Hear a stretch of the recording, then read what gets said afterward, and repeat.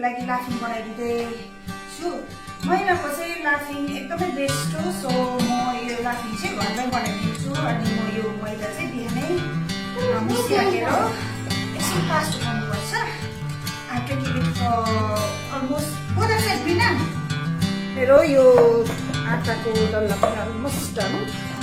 I'll keep this for 4 to 5 hours. अघि गुनेको आटा चाहिँ अब म यसलाई ग्लुटन अनि स्टार्च सेपरेट गर्नको लागि चाहिँ पानी आधी आधीसँग मिक्स गर्नुपर्छ। यसरी अब यसरी म मिक्स गरेर चाहिँ ग्लुटन अनि स्टार्च चाहिँ सेपरेट गर्न गएको। एकदमै बेस्ट लाफिङ उसले पुरा मन पराउँछ। अस्ति बजार जाँदाखेरि चाहिँ त्यो साइडको दोकान बन्द थियो चाहिँ मलाई एकदम रिस लाग्यो, उसले खानु पाएन। सो मैले के डिसाइड गरेँ म नै घरमा बनाइदिन्छु। सेपरेट गर्नु त्यस्तो बेसी टाइम त लाग्दैन कि, तर हात चाहिँ अलिकति गलेको सेपरेट गर्छु। यो मेरो हातमा देख्नुहुँदैछ नि, यो चाहिँ ग्लुटन हो, यसरी तन्किन्छ। अनि यो चाहिँ स्टार्च, यो चाहिँ मैले 2 पटार चाहिँ मेरो यति रहेछ। अब यो चाहिँ ग्लुटन अनि पानी चाहिँ अलिकति सेपरेट हुनको लागि चाहिँ म एकछिन चाहिँ यहाँ फर्स्टमा चाहिँ यो इस्ट अलिकति यसरी हालेर चाहिँ म मिक्स गरेर चाहिँ मजाले मिक्स गरेर चाहिँ कभर गरिराख्छु।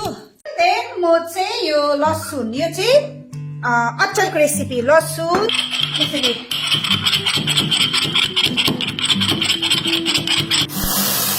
गर्दा चाहिँ ठिकै हुन्छ।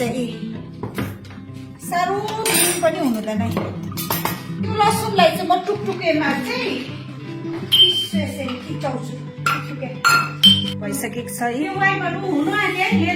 अदुवाको चाहिँ अलिकति हामीलाई जुस मात्रै चाहिन्छ र यो पनि अलिकति टुकटुकेमा पिसिरहेको अनि यस्तो भइसक्यो। अब यसलाई चाहिँ यसबाट जुस निकाल्नुपर्छ।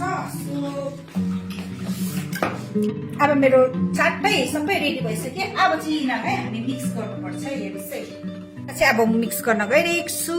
यो चाहिँ हो ड्राई चिल्लीको पेस्ट, डुटो, तिल अनि लसुन यसरी मिक्स गर्छु। अनि साथै म भेनिगर पनि अलिअलि लाउँछु। यो चाहिँ ससको लागि, यो चाहिँ 2 स्पुन यसरी। गार्लिक र यो जिन्जरको चाहिँ रस मात्रै चाहिन्छ। यसरी यसरी चुमाउँछु।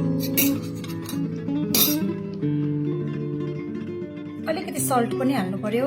आफ्नो पिङ्कको सस चाहिँ मैले रेडी पारेँ यसरी। यसको बास्ना पनि मिठो आउँछ। अब नाटरस भनेर चाहिँ यो प्लेटमा चाहिँ म तेलले यसरी कोटिङ गर्दैछु। यसरी यो ग्लुटनलाई चाहिँ म मुनिबाट हाल्छु या मक्टुमा यसरी। यो स्टार्चलाई चाहिँ अब म यसरी स्टिलको प्लेटमा हालेर स्प्रेड गर्छु यसरी। यहाँनिर चाहिँ हाल्छु मक्टु। ब्यालेन्स नमिलेर अलिकति टेढो भएछ र पनि ओके। चाहिँ बिस्तारै निकाल्नुपर्छ।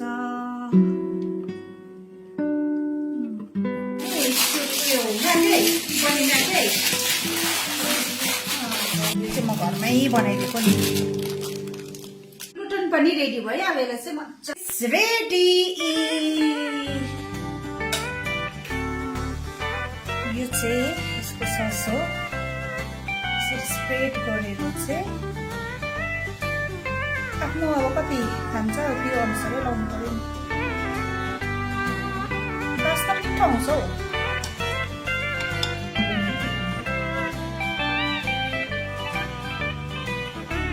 यो चाहिँ ग्लुटन हो।